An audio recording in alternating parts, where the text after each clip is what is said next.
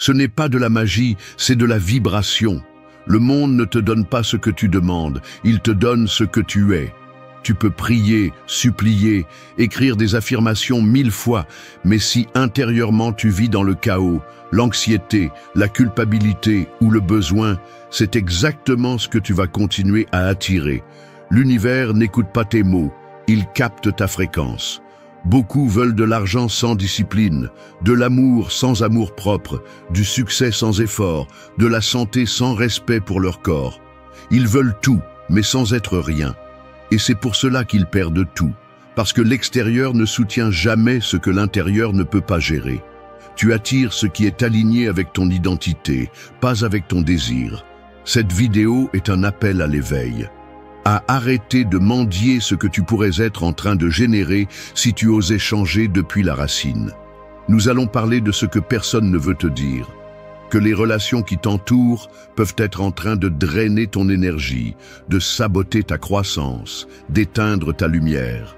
Et que tant que tu ne te libères pas de cela, aucun conseil d'abondance ne te servira.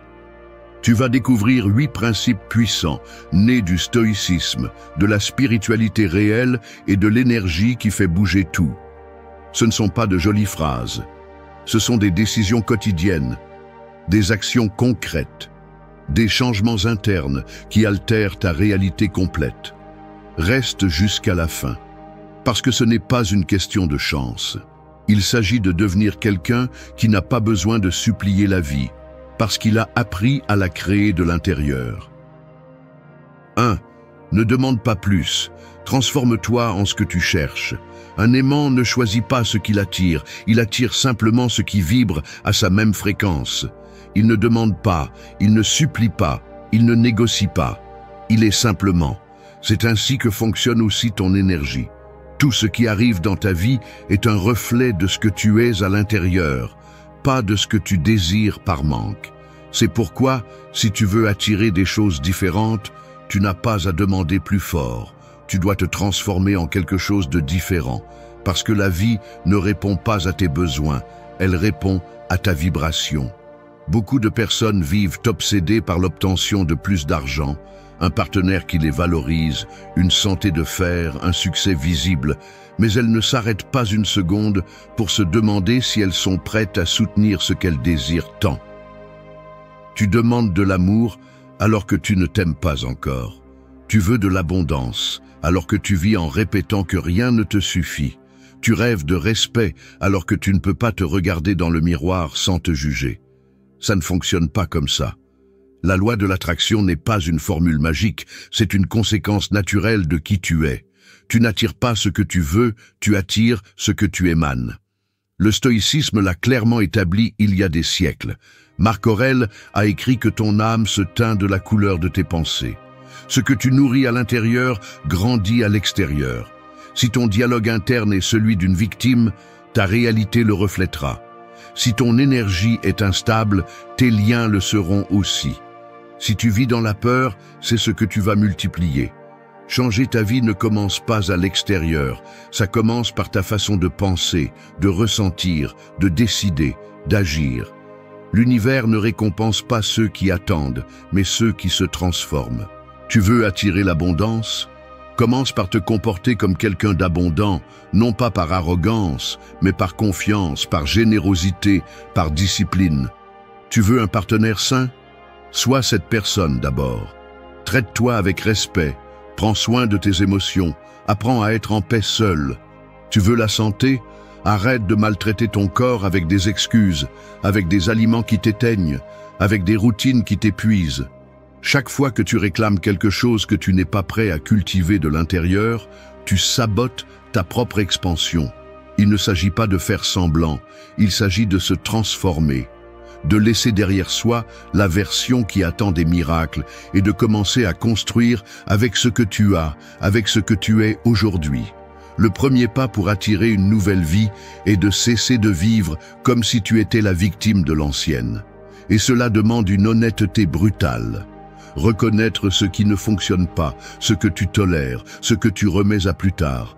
Parce que personne ne devient sa meilleure version en restant accroché aux mêmes justifications qui le maintiennent dans l'immobilisme. Te transformer en ce que tu veux attirer n'est pas un jeu d'ego, c'est une décision spirituelle. Cela signifie aligner tes pensées avec tes actions, tes émotions avec tes décisions, ta routine avec ta vision. Tu ne peux pas attendre un résultat extraordinaire d'une identité faible. Si tu veux quelque chose de grand, tu dois être quelqu'un de grand. Et cela ne s'achète pas, cela se construit. La bonne nouvelle est que tu n'as pas besoin que quelqu'un te valide pour commencer. Tu n'as pas besoin d'avoir tout résolu, tu as juste besoin de volonté, de courage et d'un véritable engagement envers toi-même. Parce que quand tu changes, tout change. Quand tu deviens paix, tu attires la paix. Quand tu deviens puissance, tu attires la puissance. Quand tu deviens vérité, tout ce qui est faux tombe de lui-même. C'est le moment d'arrêter de regarder à l'extérieur et de commencer à te modeler de l'intérieur. Tu ne demandes pas par nécessité, tu attires par cohérence. Transforme-toi et le reste viendra de lui-même. 2. Choisis ta fréquence avant de réagir au monde. Chaque matin, en te réveillant, tu as deux options. Tu peux sortir dans le monde comme une feuille emportée par le vent ou comme un rocher solide au milieu de la tempête. L'une réagit à tout, se secoue à chaque changement, vit en fonction du climat. L'autre décide qui elle est avant que la journée ne commence, choisit sa fréquence et agit à partir de là, peu importe ce qui se passe à l'extérieur. C'est la différence entre vivre conditionné par l'environnement ou vivre avec un pouvoir intérieur. La plupart des gens vivent en mode automatique. Ils se lèvent et dès qu'ils ouvrent les yeux, ils sont déjà connectés à tout ce qu'ils ne peuvent pas contrôler. Les actualités, les réseaux, les messages, les problèmes des autres. Ils permettent au monde extérieur de dicter leur état émotionnel. Si tout va bien, ils sourient. Si quelque chose ne va pas, ils sombrent. Et ainsi passent les jours, sautant d'émotion en émotion, comme des marionnettes de la réalité. Ils ne comprennent pas que chaque réaction non contrôlée leur vole de la force, de la concentration, de la clarté. Le stoïcisme enseigne le contraire.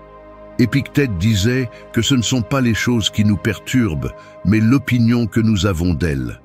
Autrement dit, ce n'est pas ce qui se passe qui te détruit, c'est la façon dont tu décides de l'interpréter. Si tu ne choisis pas ta fréquence avant de te confronter au monde, le monde va t'imposer la sienne. Et c'est là que tu perds. Parce qu'au lieu de diriger ta vie, tu deviens l'esclave de tes impulsions et des circonstances. Les gens forts ne sont pas ceux qui ne ressentent rien, ce sont ceux qui décident d'où ils veulent agir. Celui qui veut la paix la cultive de l'intérieur avant que la journée ne l'exige. Celui qui veut le succès s'aligne sur son but avant que le chaos ne le détourne de sa route. Celui qui veut l'amour le pratique avec lui-même avant de l'exiger à l'extérieur. Cette fréquence ne se trouve pas, elle se construit. Ce n'est pas une émotion passagère, c'est une décision quotidienne. Choisir ta fréquence signifie arrêter de réagir comme un réflexe et commencer à répondre comme un choix. Cela signifie que, même si le monde crie, tu peux garder ton calme, que même si quelqu'un te provoque, tu choisis de ne pas baisser ton niveau, que même s'il y a du bruit, tu continues à écouter ton but. Non pas parce que tu es indifférent, mais parce que tu as appris à protéger ton énergie comme le bien le plus précieux que tu possèdes. Parce que c'est le cas. Chaque fois que tu cèdes ta paix pour une provocation, tu vends ton pouvoir pour des miettes. Cela ne s'obtient pas avec de belles phrases ou de bonnes intentions. Cela s'entraîne. Avec le silence, avec l'autoréflexion, avec des habitudes, avec des rituels qui renforcent ta vision avant de sortir pour la bataille quotidienne. Tu ne peux pas avoir une vie concentrée si tu commences la journée distrait. Tu ne peux pas avoir des relations saines si tu es toi-même réactif et changeant. Tu ne peux pas construire une réalité solide si ton énergie dépend de ce que les autres disent ou font. Choisis ta fréquence comme quelqu'un qui se prépare à affronter une guerre, parce que la vie, parfois, l'est. Mais si tu décides comment tu veux ressentir, penser et agir, rien ni personne ne pourra te sortir de ton centre. Le monde peut être imprévisible, mais tu n'as pas à l'être. Tu peux t'entraîner à être constant, serein, fort et ferme. Et cela, dans ce monde chaotique, est déjà une forme de révolution. Avant de parler, choisis ton ton. Avant d'agir, choisis ton intention. Avant de réagir, rappelle-toi qui tu es. C'est la véritable liberté, non pas celle qui attend que tout aille bien pour être en paix, mais celle qui crée la paix même quand tout brûle. Lorsque tu choisis ta fréquence, tu cesses de faire partie du bruit et tu deviens une partie du changement. 3. Ton corps est ton temple, ton outil et ton bouclier. Ton corps n'est pas seulement de la chair, des muscles et des os. C'est le véhicule qui transporte ton âme à travers cette vie. C'est ta maison, ton refuge, ton armure. Prétendre avancer vers une vie extraordinaire avec un corps ignoré, abandonné ou maltraité, c'est comme essayer de traverser l'océan dans un bateau cassé. Tu peux avoir la vision la plus claire, l'esprit le plus puissant, l'âme la plus lumineuse, mais si ton corps ne te soutient pas, tout s'effondre tôt ou tard. Il ne s'agit pas de t'obséder avec l'esthétique ou de suivre des tendances vides. Il s'agit de respect, de comprendre que ton énergie, ta présence, ta clarté mentale, ta discipline et ta vibration sont construites sur l'état de ton corps. Un esprit brillant ne peut pas vivre dans un corps éteint. Et même si tu veux manifester l'abondance, le succès ou l'amour, si tu ne prends pas soin du conteneur qui te permet de les expérimenter, tu te sabotes de l'intérieur. Beaucoup parlent de spiritualité, d'énergie, d'attirer ce qu'ils désirent, mais ils vivent en nourrissant leur corps avec la première chose qu'ils trouvent, en dormant mal, en ignorant le mouvement, en accumulant des toxines physiques et émotionnelles, en croyant que tout se résout avec l'intention. Non, l'intention sans action ne transforme pas. Et prendre soin de ton corps est une action concrète d'amour de soi, de pouvoir et de responsabilité. Les stoïciens n'étaient pas étrangers à cela. Ils pratiquaient la discipline non seulement mentale, mais aussi physique. Le corps devait être fort, agile et propre, non par vanité, mais parce qu'ils savaient qu'un corps entraîné est un corps obéissant, et qu'un esprit fort a besoin d'un corps qui ne se rend pas à la première douleur. Sénèque le disait clairement, l'âme a besoin d'un corps sain pour accomplir son œuvre. Si tu manques d'énergie, si tu manques de volonté, si tu manques de concentration, examine comment tu traites ton corps. Tu ne peux pas attirer la santé tout en vivant en contradiction avec elle. Tu ne peux pas projeter une image puissante tout en t'abandonnant toi-même. Tu ne peux pas maintenir une routine de haute performance si tu ne t'hydrates pas, ne bouges pas ou ne dors pas bien. Le corps est ta base. C'est ton allié silencieux. Mais si tu l'ignores, il te le fera payer. Parfois sous forme de maladie, parfois sous forme d'épuisement chronique, parfois simplement comme une sensation constante de lourdeur, d'irritation ou de déconnexion. Et le pire, c'est que beaucoup s'en rendent compte trop tard, quand ils ne peuvent plus, quand le corps s'effondre et demande ce qu'on ne lui a jamais donné. N'arrive pas à ce point. Commence à en prendre soin aujourd'hui, non pas par culpabilité, mais par conscience. Non pas par sacrifice, mais par l'intention claire de devenir quelqu'un capable de soutenir la vie qu'il veut construire. Manger mieux n'est pas une punition, c'est de l'amour. Dormir ce qu'il faut n'est pas de la paresse, c'est de l'intelligence. Bouger chaque jour n'est pas une charge, c'est un privilège. Tu n'as pas besoin de t'entraîner comme un athlète, ni de manger comme un gourou. Tu as juste besoin de prendre la responsabilité. Écoute ce que ton corps te dit depuis longtemps. Sois cohérent entre ce que tu demandes et ce que tu fais. Parce que si tu demandes de la force, commence par être fort dans l'essentiel. Si tu demandes de la vitalité, arrête de t'intoxiquer. Si tu demandes de l'équilibre, observe tes habitudes et nettoie ce qui ne s'ajoute plus. Ton corps est le vaisseau qui te mène à ta destination. S'il est faible, tu n'iras pas loin. Si tu en prends soin, si tu le renforces, si tu le respectes, aucune tempête ne pourra te couler, parce que tu seras prêt à affronter n'importe quel défi avec présence, clarté et détermination. Celui qui a un corps aligné avec son âme a déjà gagné la moitié du chemin. 4. Vis avec cohérence, même quand personne ne te regarde. Un bâtiment ne s'effondre pas parce qu'un jour il manque une brique. Il s'effondre parce que pendant des années, il a été construit sans plan solide, sans fondation solide, avec des matériaux de mauvaise qualité. Il en va de même pour une vie sans cohérence. Elle ne tombe pas d'un coup, elle se fissure en silence, chaque fois que tu décides d'être une chose devant les autres, et une autre quand personne ne te regarde. L'incohérence interne est une fissure qui au début semble inoffensive, mais qui tôt ou tard détruit tout. Vivre avec cohérence n'est pas une vertu décorative. C'est une nécessité fondamentale si tu veux la paix, le pouvoir et un progrès réel. Il est facile de se montrer fort sur les réseaux sociaux, de prêcher des valeurs devant les autres, de feindre la discipline quand il y a du public. Mais ce qui construit réellement ton destin n'est pas ce que tu fais quand tout le monde te regarde, mais ce que tu décides quand tu es seul. C'est là que se forge la véritable identité, loin du jugement des autres et des applaudissements faciles. Les stoïciens l'avaient bien compris. Sénèque disait que l'âme se renforce quand elle se comporte de la même manière dans l'obscurité que dans la lumière. Parce que vivre avec des principes n'est pas suivre une mode spirituelle, c'est décider qui tu es sans tenir compte de l'environnement. Si tu dis que tu cherches l'abondance, mais que tu agis par manque. Si tu parles de respect, mais que tu permets des liens qui te blessent. Si tu exiges la loyauté, mais que tu n'es pas fidèle à toi-même. Tout cela se remarque, même si tu penses le cacher. L'univers ne répond pas à ton masque, il répond à ton énergie réelle. Et l'énergie ne ment pas. Tu peux tromper les autres pendant un certain temps, mais tu ne peux pas tromper la vie.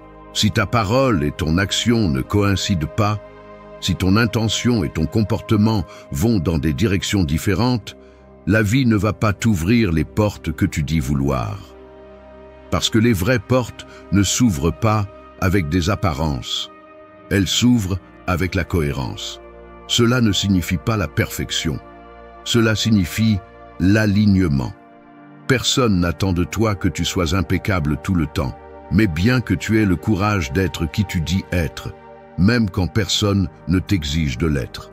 Cela signifie ne pas te trahir pour faire bonne figure, ne pas te mentir pour te sentir à l'aise, ne pas agir par convenance quand tu sais que cela va à l'encontre de tes principes. Parce que chaque fois que tu te trahis, tu affaiblis ta propre parole.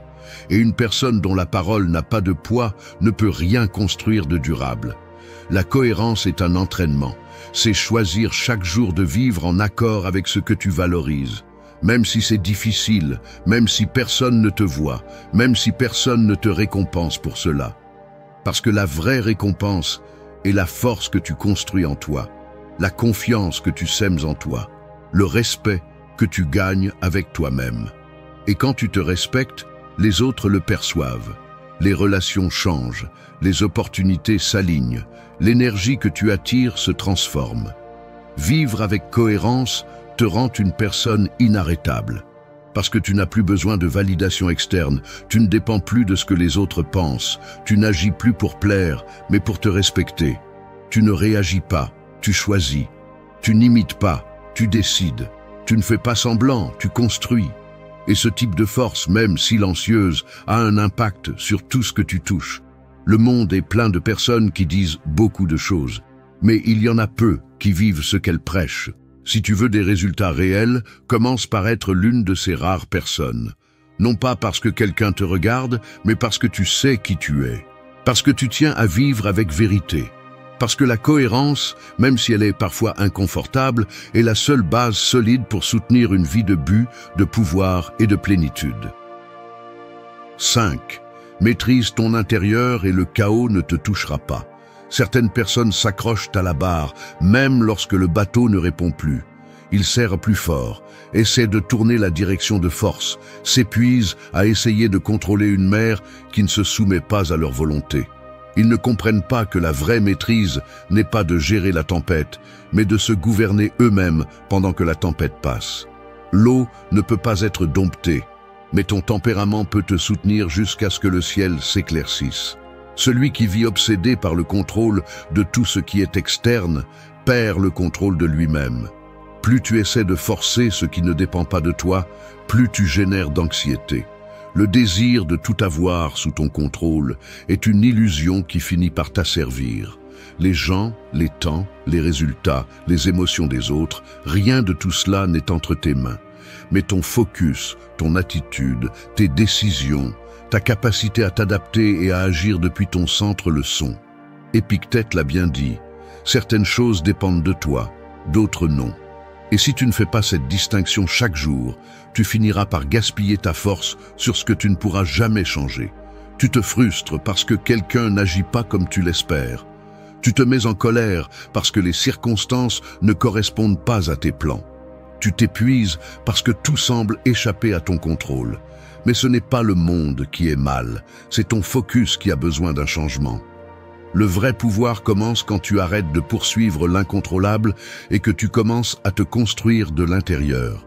Tu ne peux pas contrôler si une relation se termine, mais tu peux décider de ne pas te détruire avec elle. Tu ne peux pas contrôler l'opinion des autres, mais tu peux travailler sur la valeur que tu te donnes à toi-même. Tu ne peux pas éviter chaque obstacle, mais tu peux te préparer à les traverser avec dignité, sans te perdre dans le désespoir. Lâcher prise n'est pas abandonner, c'est rediriger ton énergie vers ce qui transforme vraiment. Pendant que tu es occupé à essayer de changer l'autre, le temps t'échappe sans que tu aies changé quoi que ce soit en toi. Pendant que tu essaies d'avoir des réponses précises sur l'avenir, tu perds ta présence dans le seul moment réel, le maintenant. Pendant que tu te débats avec l'imprévisible, tu oublies que ta force est à l'intérieur, pas à l'extérieur. Beaucoup vivent brisés parce qu'ils n'ont pas appris à lâcher prise. S'accrocher à ce qui ne peut plus être soutenu ne fait que prolonger la douleur. Ils ont besoin de certitudes absolues, de résultats garantis, de personnes constantes, et cela n'existe pas. La vie est mouvement, incertitude, changement. Mais cela n'est pas une menace si tu as une base solide. Et cette base n'est pas construite à l'extérieur, elle est cultivée à l'intérieur. Lâche la nécessité de contrôler tout le monde. Lâche le désir d'avoir toujours raison. Lâche l'attente que le monde s'adapte à tes désirs. Et commence à t'occuper de ton caractère, de ton esprit, de ton énergie. Pendant que tu te concentres sur ce que tu peux maîtriser, tes habitudes, ta discipline, ta façon de penser et de ressentir, tout le reste perd son pouvoir sur toi. Le véritable contrôle ne consiste pas à avoir tout parfait. Il consiste à rester calme pendant que le chaos s'installe, à agir avec clarté pendant que les autres réagissent avec peur, à avancer avec fermeté pendant que le chemin se désorganise. Le contrôle n'est pas dans ce que tu tiens fermement, mais dans ce que tu peux lâcher avec sagesse. Car celui qui maîtrise son intérieur ne sera jamais victime de l'extérieur. Quand tu comprendras cela, tu n'auras pas besoin de contrôler le monde. Il te suffira de te contrôler toi-même. Et à partir de ce centre, de cet équilibre, tout le reste devient gérable. Ce qui te semblait impossible devient sans importance. Ce qui te pèse aujourd'hui perd son poids. Parce qu'il ne s'agit plus de ce qui se passe à l'extérieur, mais de qui tu as choisi d'être à l'intérieur. 6. Purifie ton énergie des plaintes, des reproches et des excuses. La rivière cristalline peut se transformer en marais si elle n'est pas nettoyée. Peu importe la force du courant, si l'eau est pleine de boue, de branches et de débris, sa force stagne, sa beauté se perd, sa vie s'éteint. Il en va de même pour ton énergie.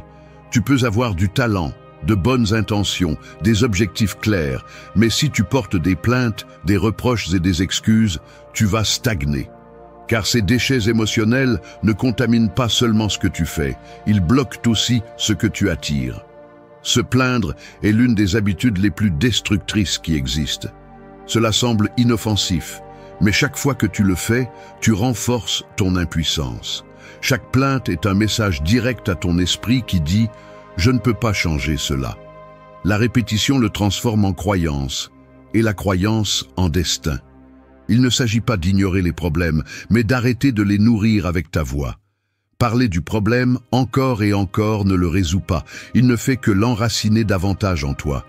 La culpabilité, en revanche, est une encre invisible. Elle te lie au passé, t'empêche d'avancer, te fait porter des poids que tu ne peux plus changer.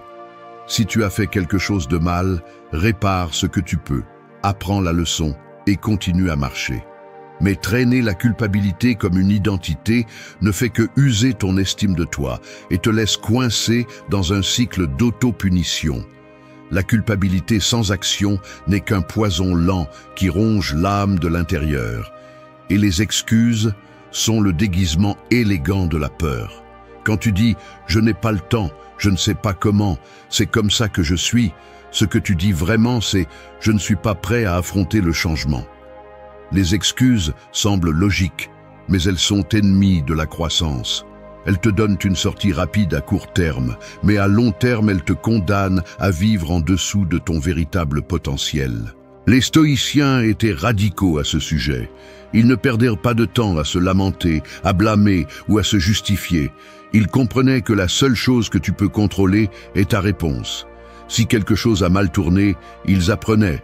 Si quelque chose les blessait, ils y faisaient face. Si quelque chose les dépassait, ils acceptaient avec dignité. La pureté de leur énergie venait de leur capacité à ne pas s'accrocher au bruit interne. Ils ne portaient pas plus que nécessaire. Ils ne nourrissaient pas l'esprit avec des déchets émotionnels. Purifier ton énergie est une décision quotidienne. Cela ne se produit pas une fois, et c'est tout.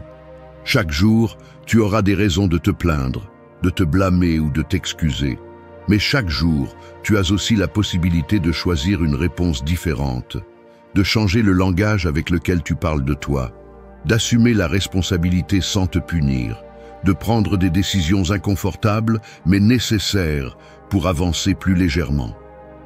Tu ne peux pas construire une vie puissante avec une énergie sale.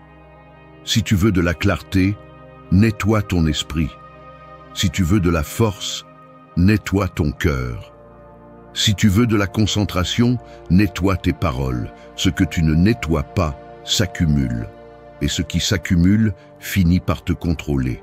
Commence par t'observer. Fais attention à comment tu parles, comment tu penses, ce que tu répètes.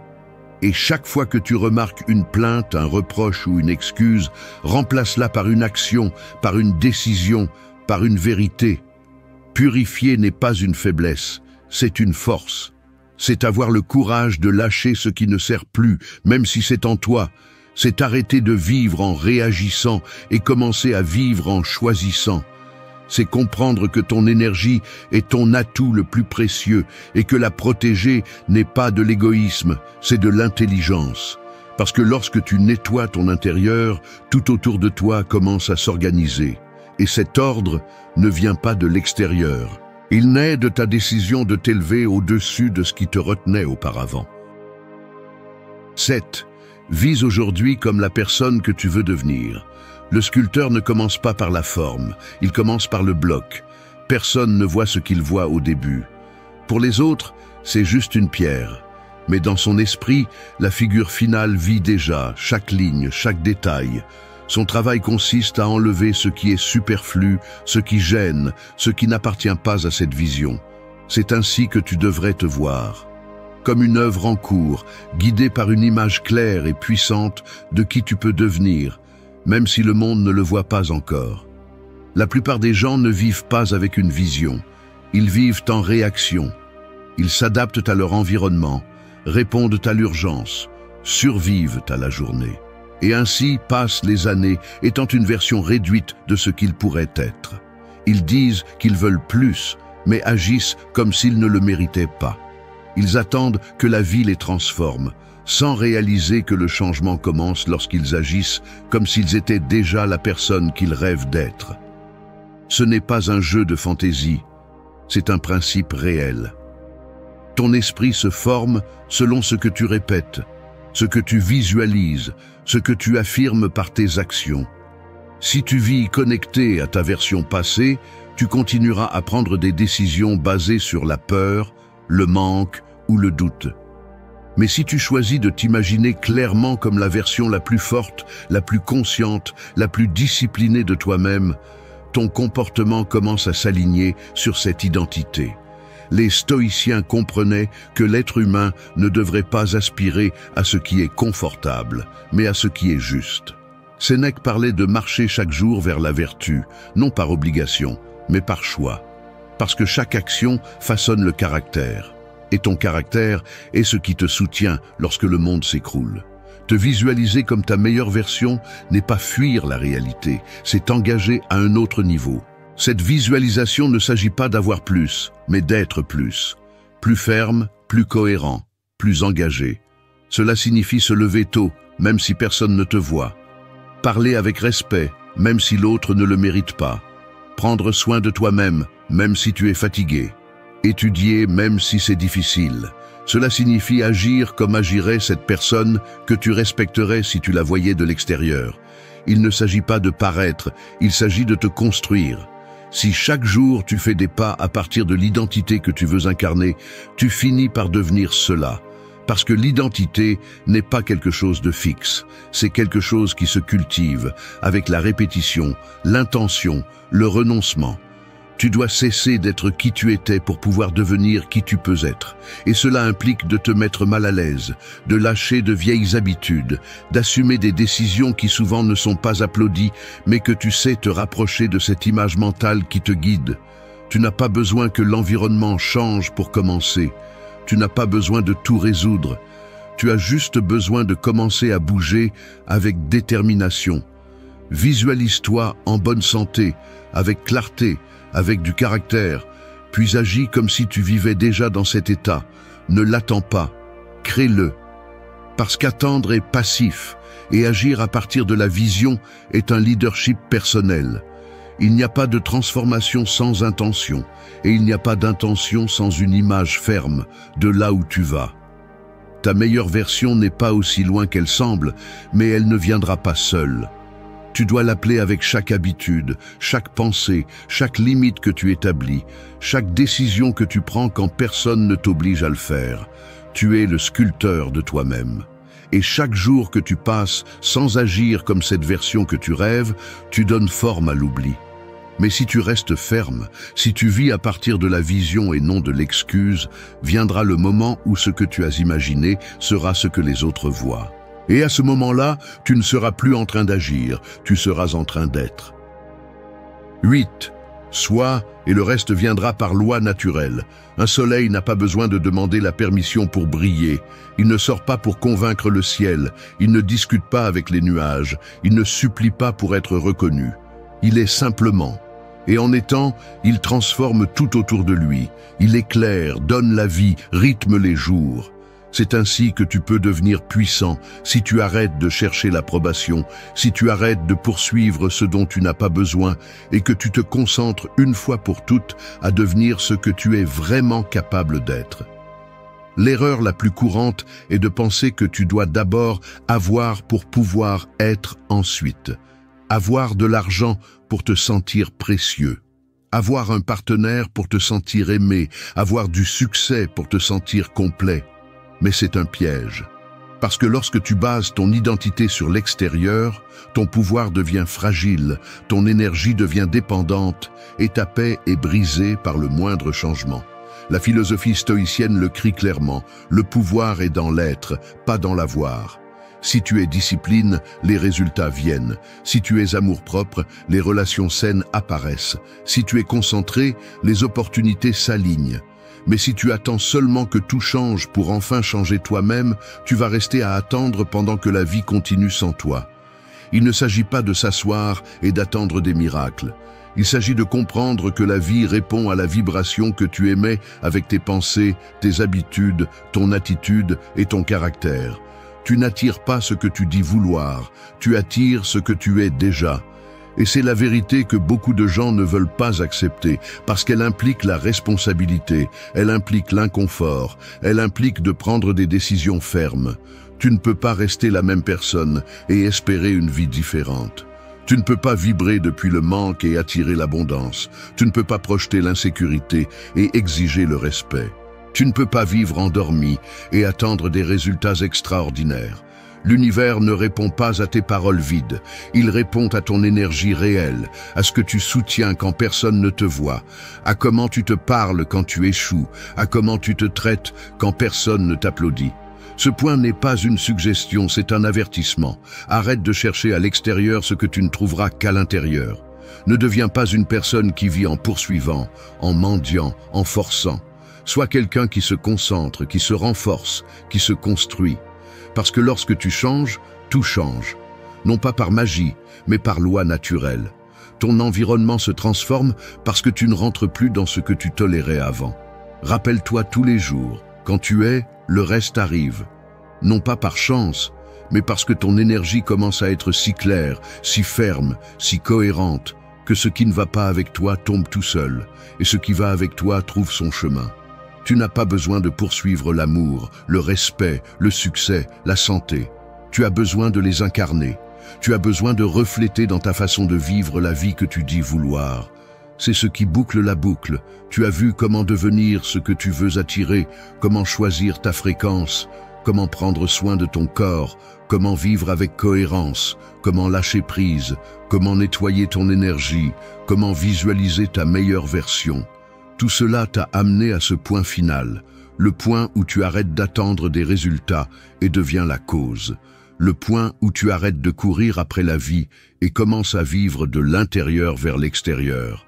Tu es l'origine, tu es le centre, tu es le message. Et quand tu le comprendras vraiment, quand tu le pratiqueras chaque jour sans excuse, sans plainte, sans doute, tout ce qui semble maintenant lointain commencera à se rapprocher. Non pas parce que tu le demandes, mais parce que tu le soutiens. Parce que quand tu es, le reste simplement arrive. Un bâtiment ne s'effondre pas du jour au lendemain, mais une simple fissure non réparée suffit pour que, avec le temps, tout s'écroule. Il en va de même pour toi. Tu ne tombes pas soudainement. Tu t'épuises petit à petit, de l'intérieur, chaque fois que tu ignores ce que tu sais devoir affronter. Et si tu ne répares pas cette fissure interne, peu importe à quel point tu peins la façade, tôt ou tard, tout s'effondre. Ce n'est pas un discours de motivation vide, c'est une confrontation directe, parce que le véritable changement ne commence pas lorsque le monde t'applaudit, mais lorsque tu en as assez de vivre en mode automatique, portant des blessures que tu aurais déjà dû cicatriser, répétant des schémas qui te laissent stagner, prétendant que tu vas bien quand tu sais au fond de toi que ce n'est pas le cas. La transformation personnelle profonde n'est pas de la magie, ni une inspiration momentanée. C'est une guerre mentale, c'est de la discipline émotionnelle, c'est te reconstruire brique par brique depuis le silence. Depuis la façon dont tu penses, la façon dont tu te parles, l'énergie que tu projettes, les décisions que tu prends quand personne ne te voit. Cette vidéo ne vient pas te dire que tout ira bien, elle vient te dire que rien n'ira bien si tu continues à laisser ton esprit être ton geôlier. Si tu ne maîtrises pas tes pensées te maîtriseront. C'est ainsi que ça fonctionne, et celui qui ne veut pas le comprendre, qu'il continue à fuir. Mais tu n'es pas ici pour continuer à fuir. Aujourd'hui, tu vas recevoir 8 leçons stoïciennes, applicables, réelles. Des leçons qui, si tu décides de les intégrer, peuvent te redonner le contrôle que tu as perdu. Il ne s'agit pas de te motiver, il s'agit de te montrer que la seule façon de changer ta vie est de commencer à te changer toi-même, même si ça fait mal. Parce que ça fait mal, mais ça libère aussi. Ceci est pour celui qui est prêt à se reconstruire, non pas à partir de l'ego, mais à partir de l'essence, à partir de la maîtrise interne. Et si c'est toi, écoute attentivement, parce que ce qui vient n'est pas doux, c'est nécessaire. 1. Marche comme si tu étais déjà celui qu'on ne voit pas encore. Un arbre n'attend pas d'être grand pour avoir des racines profondes. Dès la première pousse, il agit déjà comme ce qu'il va être, ferme, constant, silencieux, mais inarrêtable. Tu devrais faire de même. Parce que si tu continues à marcher comme la version faible que tu ne veux plus être, peu importe combien tu rêves de changer, tu resteras le même. Personne ne se transforme en attendant que le monde le valide d'abord. La transformation commence lorsque tu agis à partir de ce qui n'est pas encore visible, mais qui vit déjà en toi. Marcher comme si tu étais déjà celui que tu veux être n'est pas de la prétention. C'est s'engager envers ta vision intérieure. C'est bouger avec posture, avec détermination, avec intention. C'est choisir de ne plus te comporter comme la version qui doute, qui rampe, qui se cache. Parce que chaque pas que tu fais à partir de cette ancienne mentalité renforce le personnage qui te retient. Et cela doit mourir si tu veux avancer. Tu sais exactement comment marche, comment pense, comment réagit et comment s'exprime la personne que tu veux être. Le problème est que tu attends de te sentir prêt pour commencer à te comporter ainsi. Mais cela n'arrivera jamais. Tu ne te sentiras jamais assez si tu ne te permets pas d'agir comme si tu l'étais déjà. Pourquoi? Parce que l'identité ne se trouve pas, elle se construit. Et elle se construit à travers le mouvement. Marcher comme si tu étais déjà cette version future est un acte de rébellion contre ton esprit conditionné.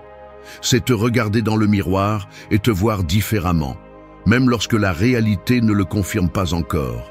C'est soutenir ta colonne vertébrale, même si tu trembles encore à l'intérieur.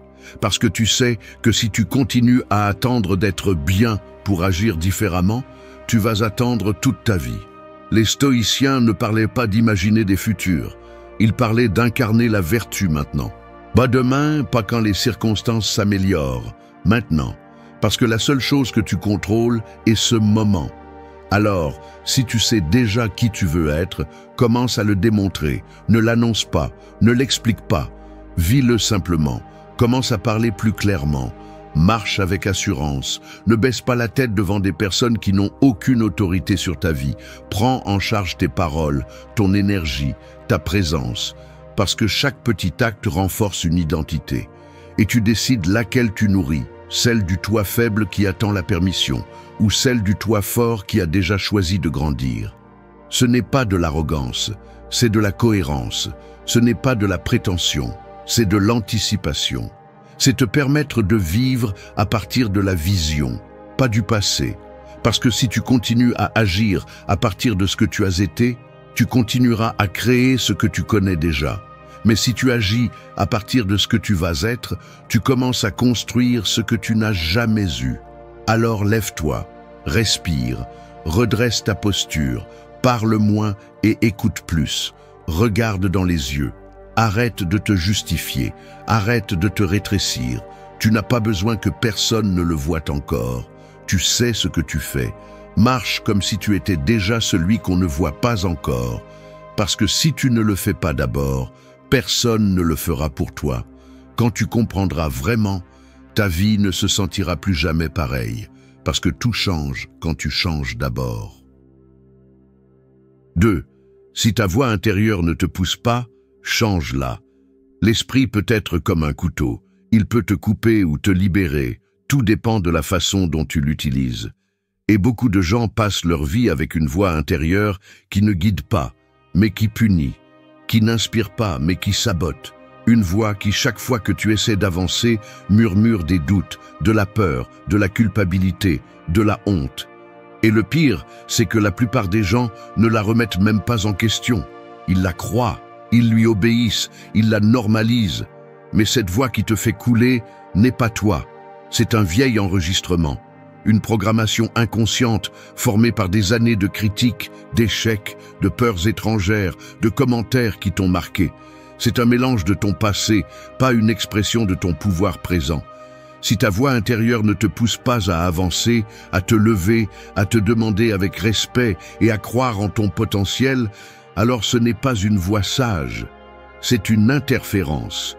Et la seule façon de rompre avec cette interférence est d'intervenir. Tu ne peux pas changer ta vie avec un esprit qui te traite comme un ennemi. Tu dois lui apprendre à te parler différemment, pas à partir de l'ego, mais de la direction, pas à partir du jugement, mais de la responsabilité, pas à partir de la peur, mais de la clarté. Imagine un instant que tu t'entraînes avec quelqu'un qui, chaque fois que tu échoues, t'insulte, qui, chaque fois que tu doutes, se moque, qui, chaque fois que tu te lèves, te dit « ça ne sert à rien, tu vas retomber ». Combien avancerais-tu avec quelqu'un comme ça? Eh bien, c'est exactement ce que tu fais quand tu permets à ton esprit de te parler sur ce ton. Les stoïciens le savaient. Épictète disait que ce ne sont pas les choses qui nous affectent, mais l'interprétation que nous en faisons. Et cette interprétation naît du dialogue interne. Si ton esprit interprète chaque erreur comme un désastre, chaque émotion comme une menace, chaque tentative comme une perte de temps, alors tu vis enfermé dans une prison sans barreaux, mais avec une voix qui ne te laisse pas sortir. Changer ta voix intérieure ne signifie pas te parler avec des phrases vides. C'est créer une narration qui te soutient quand tu faiblis. C'est te dire ce que tu as besoin d'entendre, pas ce que ta peur veut répéter. C'est apprendre à identifier le ton avec lequel tu te traites et à l'arrêter quand il ne sert plus. Te parles-tu comme un leader ou comme une victime? Comme quelqu'un qui prend le contrôle ou comme quelqu'un qui se plaint toujours? Ton dialogue interne te rappelle-t-il ta direction ou ne fait-il que répéter tes échecs? Commence par remarquer cette voix. Écoute-la attentivement. Et chaque fois que tu te surprends à te parler comme tu ne parlerais même pas à ton pire ennemi, arrête, respire, change-la, remplace-la par quelque chose que te dirait la version de toi qui a déjà surmonté cette étape. Parle-toi comme si tu étais quelqu'un de précieux, parce que tu l'es. Tu n'as pas besoin d'attendre d'arriver pour te traiter avec respect. Tu as besoin de te traiter avec respect pour pouvoir arriver.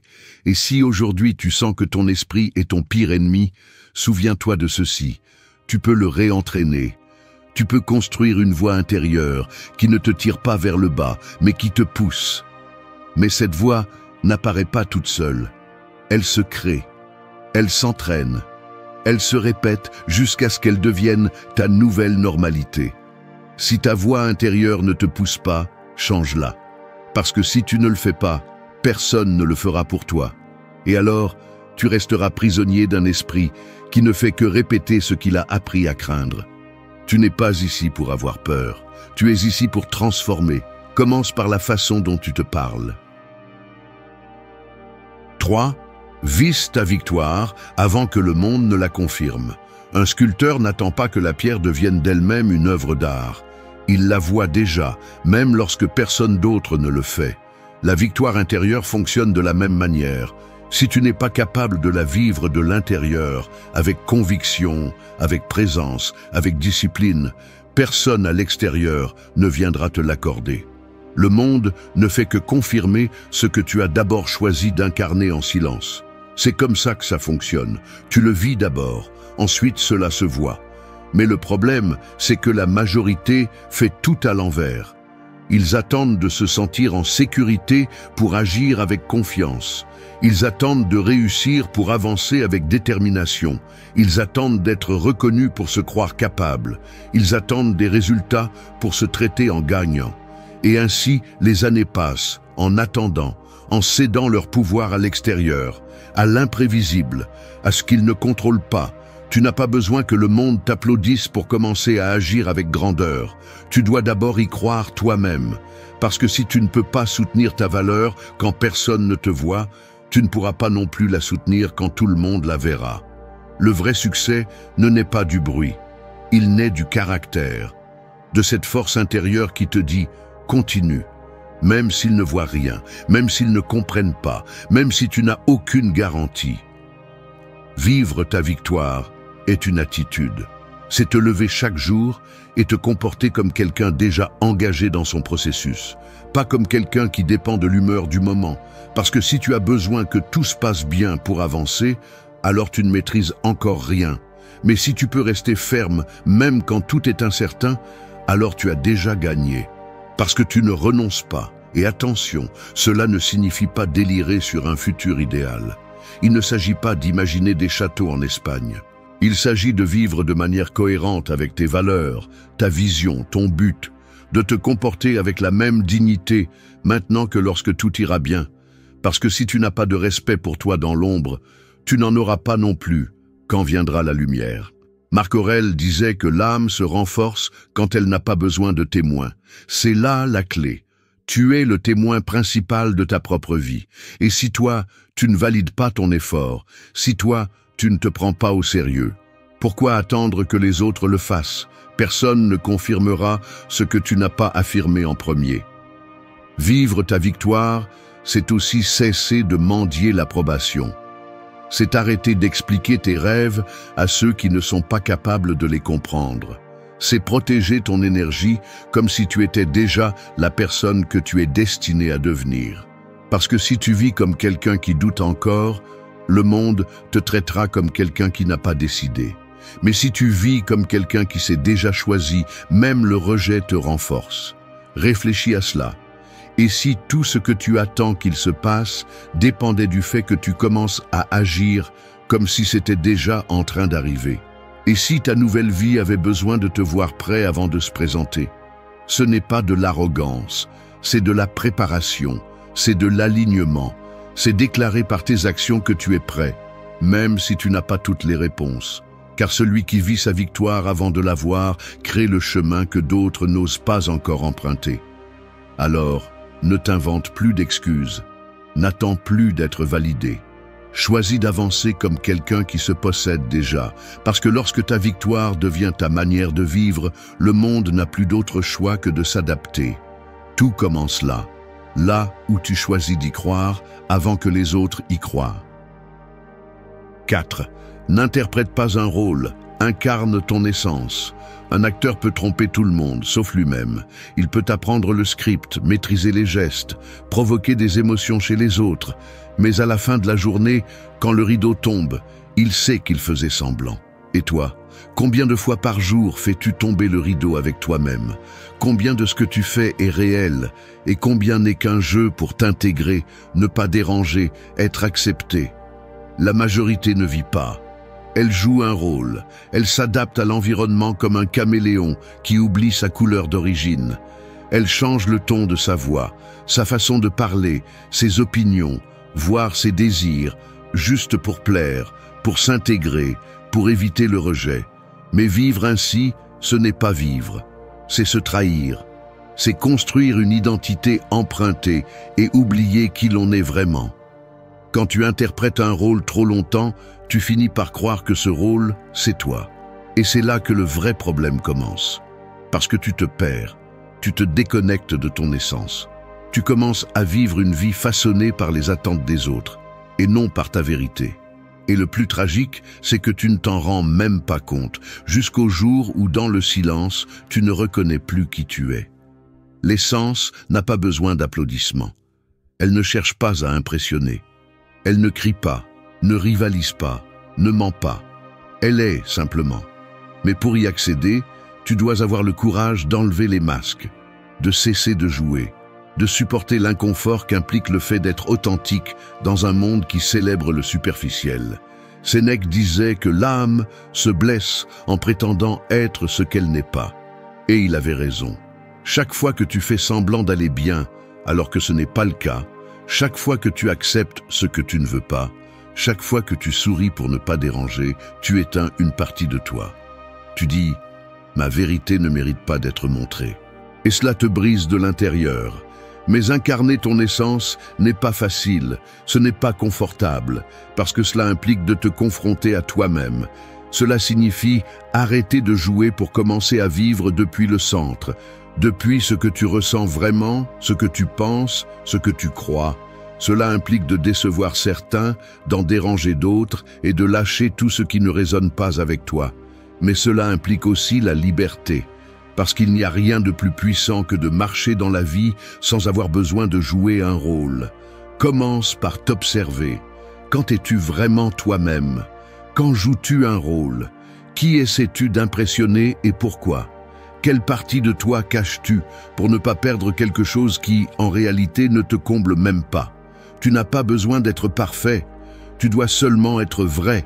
Tu n'as pas besoin d'être aimé de tous, tu dois seulement être cohérent avec toi-même. Parce que lorsque tu vis depuis ton essence, tu attires ce qui t'est réellement destiné. Le reste s'écroule de lui-même. Et oui, parfois ça fait mal, mais cela guérit aussi. Quand tu choisis de ne plus interpréter de rôle, tu te libères d'un poids qui n'a jamais été le tien. Tu commences à parler avec plus de clarté, à bouger avec plus d'assurance, à respirer sans peur. Ton énergie change, ta présence a de l'impact, et ton chemin s'aligne. Parce que tu ne gaspilles plus ta force à maintenir une image, tu utilises cette force pour te construire de l'intérieur. Alors regarde-toi avec honnêteté, lâche le personnage, ressens l'inconfort, et ensuite décide avec fermeté de vivre depuis ton centre. Pas pour être parfait, mais pour être vrai. Parce que le monde n'a pas besoin de plus de masques, il a besoin de plus de personnes qui osent incarner leur essence, sans permission, sans peur, sans script. C'est là que commence la véritable transformation, là où tu cesses de jouer et commences à exister. 5. Abat les idées qui te retiennent. Une cage n'a pas besoin de barreaux d'acier pour te garder à l'intérieur. Il suffit d'une idée mal semée. Il suffit que tu penses que tu ne peux pas, tu ne vaux rien, ce n'est pas pour toi, ou c'est comme ça et c'est tout. Et le plus dangereux, c'est que ces idées ne crient pas. Elles murmurent, elles ne s'imposent pas, elles se normalisent, elles se camouflent en vérité absolue. Et toi, sans t'en rendre compte, tu finis par construire toute ta vie autour d'elles. Beaucoup de personnes ne sont pas piégées par la réalité, elles sont piégées par leur façon de penser. Elles ne vivent pas selon ce qu'elles désirent, elles vivent selon ce que leur esprit leur permet. Et si ton esprit est rempli de croyances héritées, de blessures non résolues ou de mots que quelqu'un t'a dit quand tu étais vulnérable, alors tu ne décides pas. Tu répètes. Les idées qui te retiennent ne sont pas évidentes. Parfois, elles se déguisent en prudence, en humilité, en réalisme. Mais si derrière cette humilité, il y a de la peur, si derrière cette prudence, il y a de la résignation, alors ce n'est pas une idée sage, c'est une prison mentale. Et personne ne viendra te libérer de celle-ci si tu ne le fais pas d'abord. Pense à ceci. Combien de fois ne t'es-tu pas risqué à cause d'une phrase qui se répète dans ta tête depuis des années? Je ne suis pas assez. Je vais sûrement échouer. Il est trop tard pour moi. Qui t'a dit ça? Et pourquoi continues-tu à le répéter comme si c'était une loi? Parce qu'une croyance que tu ne remets pas en question te gouverne. Le stoïcisme ne te dit pas « crois en toi » comme une phrase vide. Il te dit « examine ton esprit ». Sois brutalement honnête avec ce que tu penses et pourquoi tu le penses. Sénèque ne parlait pas de motivation, il parlait de philosophie pratique. Quelles idées soutiens-tu? Te servent-elles ou te sabotent-elles? Te poussent-elles ou te paralysent-elles? Abattre une idée limitante ne consiste pas seulement à penser positivement, c'est lui faire une autopsie, voir d'où elle vient, pourquoi tu l'as crue et combien de pouvoir tu lui as donné. C'est comprendre que souvent tu ne progresses pas parce que tu ne peux pas, mais parce que tu obéis à des pensées qui ne t'appartiennent pas. Et une fois que tu les as identifiées, tu dois les affronter, avec des actions, pas des excuses. Parce que ce sont seulement dans l'action que les croyances limitantes sont démenties. Si tu penses que tu n'es pas discipliné, prouve-le en étant constant. Si tu penses que tu n'es pas capable de tenir un objectif, tiens-le même si ton âme tremble. Parce que les idées ne s'éteignent pas avec des mots, elles sont détruites par des actes. Chaque fois que tu fais quelque chose que ton esprit disait que tu ne pouvais pas, tu brises une chaîne. Chaque fois que tu agis selon ta vérité et non selon la peur, tu retrouves la liberté. Et chaque fois que tu remets en question ce que tu prenais pour acquis, tu ouvres un espace pour te reconstruire à un nouveau niveau de conscience. Abattre des idées n'est pas confortable, parce que cela implique de lâcher des identités. Cela implique d'accepter que tu as eu tort, que tu as gaspillé des années à croire des choses fausses. Mais cela implique aussi du pouvoir, parce que si cette idée n'était pas vraie, alors tu peux maintenant en choisir une nouvelle. Et cela, même si cela fait mal, te redonne le contrôle. Alors regarde-toi en face, détecte quelles idées continuent à dicter tes décisions. Écris-les si nécessaire, lis-les à haute voix. Et ensuite, en pleine conscience, décide si tu vas continuer à leur obéir ou si tu vas commencer à les démolir, une par une. Tu n'es pas ce qu'on t'a appris à croire, tu es ce que tu oses remettre en question. Et si tu as le courage d'abattre les idées qui te retiennent, tu découvriras que la plupart de tes limites n'ont jamais été réelles. Elles ont été apprises, et aujourd'hui, enfin, tu peux les désapprendre. 6. Fais en sorte que chaque petit geste construise ton futur toi. Une cathédrale ne se lève pas avec de grands gestes héroïques, elle se construit pierre par pierre, jour après jour, avec des mains fermes et de la patience. Il en va de même pour toi. La version forte, stable et claire que tu désires tant ne se forme pas avec des décisions dramatiques d'un seul jour, mais avec de petits actes constants qui, bien qu'ils semblent insignifiants, définissent qui tu es en train de devenir. Tout ce que tu fais compte. Ou cela te construit, ou cela te tire vers le bas. Beaucoup croient que le changement arrive avec des moments épiques. Le jour où tu démissionnes, où tu te déclares, où tu recommences à zéro. Mais non, le vrai changement se cache dans l'invisible, dans ce que tu fais quand personne ne te regarde. Si aujourd'hui, juste aujourd'hui, tu choisis d'agir comme la personne que tu dis vouloir être, même si personne ne le remarque, même si tu n'as pas envie, même si personne ne te récompense pour cela. Le piège est d'attendre le moment idéal pour commencer, parce qu'il n'y a pas une telle chose. Le futur toi que tu désires n'apparaîtra pas soudainement. Tu es en train de le sculpter maintenant, en ce moment, dans la façon dont tu réponds à la mauvaise humeur, si tu laisses le lit fait, si tu tiens parole envers toi-même, si tu choisis de t'entraîner même si tu es fatigué. Si aujourd'hui tu décides de nourrir ton esprit au lieu de te perdre dans les distractions. Marc Aurèle le disait sans détour, « Ce que nous faisons maintenant, en ce moment, définit le reste de notre vie. » Et il avait raison. Chaque petit geste que tu répètes façonne ton identité. Peu importe si c'est un sourire ou une plainte, un oui impulsif ou un non ferme. Tout parle de toi, tout te programme, et la plupart des gens ne s'en rendent pas compte. Le problème est que nous sous-estimons le petit. Nous croyons que l'important est le visible, ce qui brille, ce qui frappe. Mais non. Le futur toi se construit avec la discipline de l'invisible, avec la cohérence dans le quotidien, avec les décisions silencieuses qui ne génèrent pas de likes, mais qui génèrent du caractère. Alors demande-toi, qu'est-ce que tu nourris aujourd'hui? Quelle version de toi renforces-tu avec tes actes? Parce que si chaque petit geste est une pierre, tu décides si tu construis une forteresse ou une prison. Tu décides si ce que tu fais te rapproche de ce que tu veux être ou renforce ce que tu ne veux plus être. Et non, il ne s'agit pas de t'obséder avec chaque mouvement. Il s'agit de conscience, d'être éveillé, de comprendre qu'il n'y a rien de neutre, que chaque fois que tu choisis la discipline plutôt que le confort, tu envoies un message à ton esprit. Je suis quelqu'un en qui on peut avoir confiance. Que chaque fois que tu choisis le respect de ton énergie plutôt que de plaire à tout le monde, tu renforces ton centre. Et que chaque fois que tu choisis la vérité plutôt que l'apparence, tu nourris ton essence. Fais-le simple, fais-le petit, mais fais-le réel. Bois de l'eau au lieu du café si tu es déjà anxieux. Lève-toi 5 minutes plus tôt pour commencer sans hâte. Éteins le téléphone quand tu sais que tu as besoin de silence. Élimine une excuse. Respire avant de répondre. Regarde dans les yeux. Corrige ta posture. Dis non quand tu veux dire non. C'est aussi de la transformation. N'attends pas demain pour commencer à devenir qui tu sais déjà que tu peux être. Tu n'as pas besoin d'une grande révolution. Tu as besoin de 1000 petites décisions alignées. Parce qu'au final, tu n'es pas ce que tu prévois. Tu es ce que tu pratiques.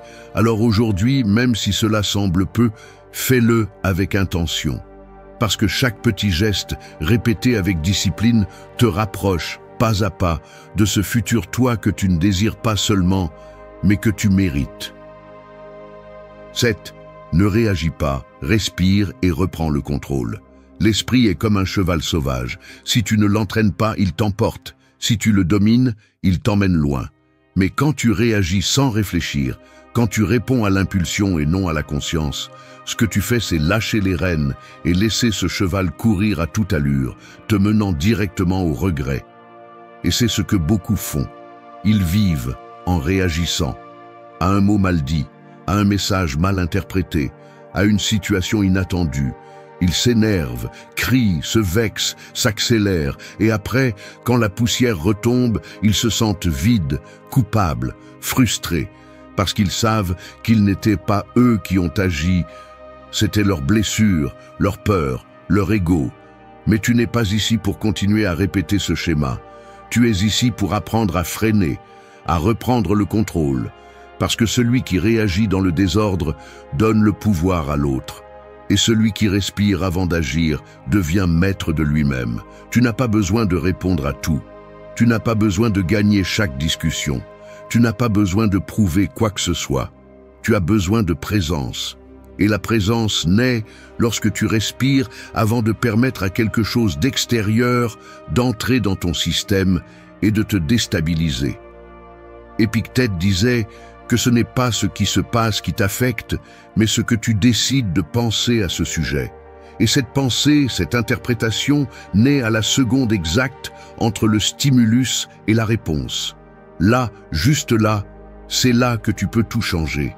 Si tu respires, si tu te tais un moment, si tu observes au lieu de réagir, alors tu as une véritable chance d'agir avec maîtrise et non avec impulsion.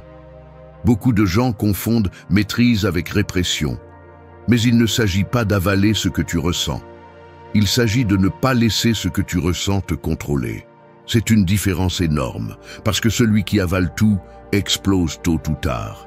Et celui qui se laisse emporter par tout détruit des relations, des opportunités et sa propre paix. Mais celui qui respire, traite et décide calmement, celui-là entraîne son pouvoir. Imagine que chaque réaction que tu ne contrôles pas est comme donner une partie de ton énergie. Un regard agressif, un mot inutile, une réponse impulsive, tout cela t'épuise, te draine, et le pire, t'éloigne de qui tu essaies d'être. Alors, la prochaine fois que quelque chose te sort de ton centre, fais ceci. Pause, ne cours pas pour répondre, ne cours pas pour te justifier, ne cours pas pour attaquer. Respire, ressens ce que tu ressens sans avoir besoin d'agir à partir de là. Et quand ton esprit s'est éclairci, réponds. Si c'est encore nécessaire. Et si ce n'est pas le cas, continue ton chemin la tête haute, parce que tu viens de faire quelque chose que beaucoup n'arrivent pas à faire. Ne pas te laisser gouverner. Le véritable pouvoir ne se démontre pas en criant plus fort, ni en réagissant plus vite. Il se démontre dans la sérénité de celui qui sait qu'il n'a pas besoin de se défendre de tout, que son énergie vaut plus qu'une discussion, que sa paix intérieure n'est pas à vendre. Et oui, au début c'est dur, parce que nous sommes programmés pour réagir, pour nous défendre, pour sauter à chaque menace. Mais souviens-toi de ceci, chaque fois que tu choisis de respirer au lieu de réagir, tu désactives ce vieux programme, tu réécris ton histoire. Se maîtriser n'est pas une tâche d'un seul jour, c'est une pratique quotidienne, c'est le silence intentionnel, c'est la pause consciente, c'est choisir de répondre avec sagesse, non à partir de la blessure. Alors, grave-toi ceci, ne réagis pas, respire, observe, et ensuite agis à partir de ton centre. C'est là que se trouve ta véritable force. Et ce petit espace de conscience entre le stimulus et la réponse peut changer toute ta vie. 8. Que l'impatience ne te vole pas ce que le temps est en train de créer. Un arbre ne pousse pas plus vite parce que tu le regardes tous les jours avec anxiété. Le silence ne se transforme pas en musique parce que tu exiges des résultats immédiats. Et tu ne te transformeras pas en précipitant des processus qui nécessitent maturité, pas vitesse. Mais c'est ce que fait l'impatience. Elle sabote ce que le temps construisait avec précision.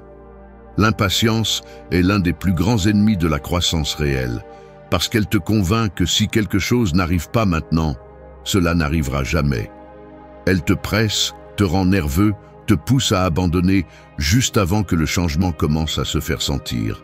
Et le plus grave, elle te fait oublier que les processus internes profonds ne sont pas visibles au début, mais se ressentent et s'accumulent. Nous vivons à une époque qui idolâtre l'immédiat. Tout doit être rapide, visible, quantifiable. Si nous n'avons pas de résultats en une semaine, nous pensons déjà que quelque chose ne va pas. Si nous ne voyons pas de progrès externe, nous supposons que nous sommes stagnants. Mais ce n'est pas le cas. La véritable transformation se produit dans l'invisible, dans ce que tu ne peux montrer à personne, dans les jours où tu doutes mais continues, dans les fois où tu tombes mais ne renonces pas. Marc Aurèle le disait clairement, « Ce qui grandit lentement prend des racines profondes. » Et cela s'applique à tout ce qui compte vraiment. Ta force émotionnelle, ta clarté mentale, ta capacité à tenir bon quand tout tremble. Rien de tout cela ne se forme en quelques jours. Cela se construit avec patience, avec constance, avec foi en ce qui n'est pas encore visible. L'impatience est une forme de méfiance. C'est dire à la vie, « Je ne crois pas que cela fonctionnera si je ne le vois pas tout de suite. » Et quand tu penses ainsi, tu commences à te saboter. Tu changes de direction tout le temps. Tu te compares au progrès des autres. Tu sautes d'habitude en habitude sans approfondir aucune. Et tu finis avec 1000 débuts et aucun résultat réel. Mais si au lieu de cela tu décides de faire confiance au processus, quelque chose change. Tu deviens plus fort, plus solide. Tu commences à valoriser le travail silencieux. Celui qui n'a pas d'applaudissements, mais qui a des racines. Parce que tu comprends que tout ce qui est construit avec patience se soutient avec puissance. Et tout ce qui est obtenu à la hâte s'effondre facilement. Le problème n'est pas que tu avances lentement. Le problème est que tu crois que aller lentement est égal à ne pas avancer. Parce que chaque jour que tu choisis ton processus, même si tu ne vois pas un grand changement, tu brises l'inertie du passé. Tu démontres que tu n'es plus quelqu'un qui abandonne facilement. Et cela vaut plus que n'importe quel résultat rapide. Cultiver la patience est un acte de pouvoir. C'est te rappeler que l'important n'est pas combien il te reste, mais combien tu es engagé dans le chemin. C'est regarder tes pas avec fierté, même si tu es encore loin de l'objectif. C'est savoir que le temps n'est pas ton ennemi, il est ton allié si tu fais ta part. Alors, respire. Arrête de te demander des résultats immédiats. Arrête de te demander chaque jour si tu as déjà assez changé. Ressens-le, vis-le, fais confiance. Parce que ce que tu cultives en toi a besoin de temps pour fleurir. Et si tu l'abandonnes maintenant, tu vas perdre une récolte qui était déjà en route. La transformation n'est pas pour les anxieux, elle est pour les constants. Pour ceux qui comprennent que chaque jour où tu répètes le geste correct, tu construis quelque chose qui en vaut la peine.